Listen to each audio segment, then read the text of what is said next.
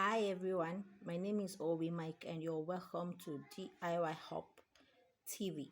In this very short video, I'll be showing you how to lock and unlock your screen, your laptop screen. Now if you look at this is my laptop, this is my system.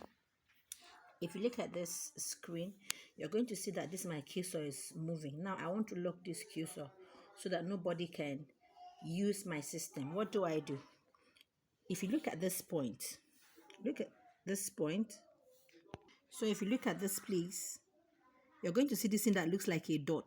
It's not a dot. It's a function on the laptop. So if I'm going to tap on it, I'm going to tap on it. See that? And this light comes up. The moment you see this light, nothing is going to happen on the screen. Look at my screen. I'm trying to move this my cursor, this pointer, and nothing is happening. Nothing is happening. You can see that nothing is happening. I'm trying, nothing is happening. You can see it, nothing is happening.